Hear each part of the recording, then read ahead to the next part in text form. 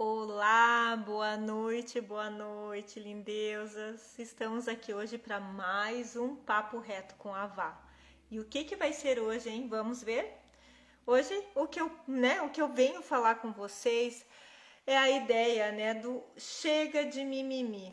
O que é o chega de mimimi? É justamente a gente parar, né, de de ser a vítima das questões, das coisas na nossa vida, e sim a gente assumir o controle. Então vamos parar, chega de mimimi. O que você me diz? Então, enquanto vocês vão entrando, vão chegando, né? Eu vou me apresentar para quem ainda não me conhece. Então, meu nome é Vanessa Vete, eu sou doula, sou instrutora de yoga e terapeuta em constante formação e transformação. Vanessa, eu estou nesse processo, né? Mas estou me transformando a cada dia. Sou mãe de 3 filhos, né? Onde eu passei por 3 partos naturais, 2 partos domiciliares, né, entre eles, e um parto hospitalar. Então, através da minha experiência, né, desse conhecimento, eu tive a oportunidade de conhecer uma doula que me mostrou esse mundo. E com o tempo eu fui convidada, né, a ser doula junto com outras gestantes, né, durante o momento em que elas faziam aula de yoga comigo. Mas essa também é uma outra história que eu venho contar outra hora para vocês. Então, aqui no Chega de Mimimi, o que a gente vai falar é justamente, eu vou contar um pouquinho do que aconteceu na minha vida e como esse mimimi, né, digamos assim, essa questão do Chega de Mimimi foi importante para mim. Porque eu também me considerava vítima de vários acontecimentos na minha vida. Eu comecei justamente quando eu estava grávida. Eu tinha me preparado, né, para um parto normal que eu gostaria, só que eu tinha me preparado porque eu tinha feito um plano de saúde. Então, através daquele plano de saúde, eu achava, né, que eu já ia ter o meu parto normal através do plano e que estava segura, que, né, eu pagava uma mensalidade, então eu não precisaria me preocupar com a questão financeira, né? Afinal, eu estava pagando para ter a melhor assistência que eu imaginava possível. Só que quando chegou o momento da minha gravidez, quando eu realmente fiquei grávida e comecei a fazer meu pré-natal, eu comecei a questionar o meu obstetra, né, a respeito do parto normal. Porque eu sempre me imaginei com um parto normal. Só que na época, ele foi, né, falando, não, ainda é muito cedo da gente falar sobre parto, vamos ver se vai tudo dar certo, lá na frente a gente conversa sobre isso. Só que eu já queria, né, queria saber, queria conhecer os hospitais, queria ver qual que eram as possibilidades que tinha, e ele achava que ainda não era a hora para isso. Ao mesmo tempo, eu já comecei a fazer aula, eu já fazia aulas de yoga, né? Mas eu intensifiquei. Só que onde eu fazia aula de yoga, que na época era a igreja dos capuchinhos, que era a igreja onde eu fazia, né? Praticava yoga, era muito legal, assim, porque era um lugar onde a gente fazia uma troca, né? A gente doava alimentos para a igreja e a igreja dava aula de yoga. Era uma visão muito diferente, e só que eles não tinham experiência com gestantes. Então, ainda mais que eu comecei eu queria, né, sempre pedia assim, gostaria de algum exercício de preparação para parto, gostaria de coisas assim. E eles falaram, olha, como você é gestante, nós não somos especialistas em gestante, eu sugiro que você vá buscar um profissional qualificado que seja especialista, né, em gestação. E foi aí que eu comecei a buscar, né, profissionais, e eu encontrei a Cristina Trevisol. Na época eu morava em Curitiba ainda. E quando eu comecei a fazer aula com ela, ela me falou que uma das especialidades, uma outra profissão que ela tinha também era ser professora, era doula. Além de professora de yoga, ela era doula. E foi aonde eu, né, pensei, o que é doula? E foi aí que eu conheci essa profissão, né? Ela me explicou, né, o papel da doula, que a doula era uma profissional que dava suporte tanto de informação, suporte emocional e suporte físico durante a preparação para o parto, no parto e no pós-parto. E foi assim que eu descobri essa linda profissão, e fiquei apaixonada. Então, através ela tinha encontros de gestantes que todo mês eu e meu marido a gente frequentava e a gente começou a perceber que o parto ele era um pouco diferente do que a gente imaginava, que para ter parto não precisava apenas a gente querer um parto, que a gente precisava se preparar para isso e buscar profissionais que nos acompanhassem, que também acreditassem, né, que o parto era bom ou que estivessem disponíveis para o parto. E foi aí que a gente começou uma procura, aonde o plano de saúde a gente percebeu que nenhum dos médicos do plano nos atenderiam, né, de parto. Todos eles gostariam, né, ou queriam marcar cesárea. E aí eu conheci o meu primo, ele era meu primo, conhecia muitos médicos e donos de alguns hospitais na cidade próxima ali de Curitiba, e ele me falou, eu tenho um amigo que eu acho que talvez concorde, né, nessa loucura, porque não sei porquê, mas as pessoas acham que as mulheres que querem parto normais, né, parto normal são loucas, né, mas tudo bem, eu acho que ele topa essa loucura, porque além de parto normal, eu não queria um parto normal convencional, eu queria um parto normal onde eu fosse protagonista do meu parto, onde que o meu bebê pudesse ficar comigo, aonde que as pessoas que eu gostasse pudessem ficar comigo também presente, que o meu marido pudesse estar junto, e que o meu bebê fosse recepcionado da melhor forma possível.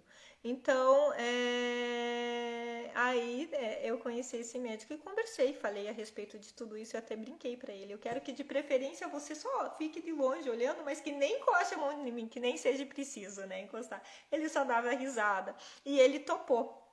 Né? Então foi aonde eu falei para ele que eu gostaria de não ir para uma sala de parto, eu gostaria de fazer tudo no quarto, se fosse possível, blá, blá, blá. E ele concordou, né, com essa loucura na época, né, do parto ser no quarto e tudo mais. Ele nunca tinha feito um parto sem episiotomia, sem o piquezinho na mulher, ele nunca tinha assistido um parto no quarto, era sempre no centro obstétrico. Então, para ele foram vários, né, ele quebrou vários protocolos dele ali no momento, mas ele falou, vamos ver, né, o que dá. Mas ele sempre me deixou muito ciente que caso fosse necessário, ele me levaria para o centro cirúrgico, caso fosse necessário, ele me levaria para a sala de parto, caso fosse necessário, teriam intervenções comigo, caso fosse necessário, teria intervenções com o recém-nascido, mas caso fosse necessário. E foi aí que eu comecei, né, que eu encontrei um médico já no final, né, eu tive 2 encontros com ele só do meu parto. E ainda bem, né, que tudo deu certo. Naquele dia eu entrei em trabalho, né, no dia do meu parto, eu entrei em trabalho de parto, as minhas doulas, eu estava acompanhada de 2 doulas, elas foram para minha casa, e quando eu já estava num trabalho de parto mais avançado, que eu já sentia, né, que já o negócio a minha doula inclusive, ela olhou e falou assim, eu acho que agora a gente deve ir, porque eu já estava com as contrações bem ritmadas, uma meio em cima da outra, né, e aí eu precisava viajar uma certa distância, porque não era na minha cidade o hospital, e pegando o centro de Curitiba e tudo mais, era um horário de movimento, né, era no meio da tarde, então ela falou, vamos, né, e aí eu fui em trabalho de parto dentro do carro, um trabalho de parto bem avançado, que eu achei, vai nascer aqui, né, vai nascer aqui, mas tudo bem, vamos lá.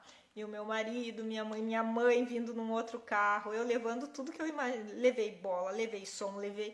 Gente, Curitiba é frio, meu filho nasceu no inverno. Levei até aquecedor, levei tudo para dentro do hospital que eu queria, assim. Cheguei de mudanças, de malas, assim.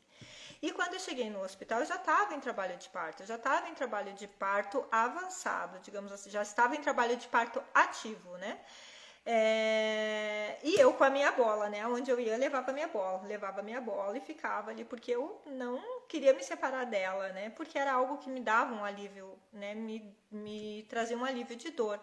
Então foi aí que eu comecei, foi assim, né? Que eu conquistei o meu primeiro parto tão desejado e tão sonhado, que foi o meu parto hospitalar humanizado. Eu não tive nenhum tipo de intervenção Eu não, nem soro, não tive nem acesso a soro, não tive, na verdade não pegaram, né, minha veia para me dar soro.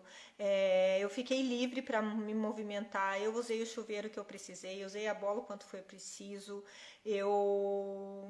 tudo aquilo que eu desejei, né, que eu coloquei, que eu busquei, que fui atrás, aconteceu no meu primeiro parto. E no segundo parto, outras coisas, né? Também aí foi uma outra questão que eu já não queria mais um parto hospitalar. E sim, o meu sonho não era me separar do meu filho, porque eu acreditava que o parto ele era um evento familiar, ele era algo da minha família e natural, e eu gostaria que o meu filho mais velho estivesse junto. Eu nunca tinha passado uma noite longe dele e eu não queria, né, passar 2 noites no hospital, né, porque mesmo sendo um parto natural no hospital, a gente fica 2 dias no hospital antes de receber alta. E eu não queria, então eu pensei assim, como que nós vamos fazer? Nós vamos ter um parto domiciliar. Mas também, né, para encontrar uma equipe de parto domiciliar, antes não é. Hoje até tem, ainda bem, né, tem cada vez mais equipes, mas na época não tinha muitas equipes de parto. Então foi bem difícil.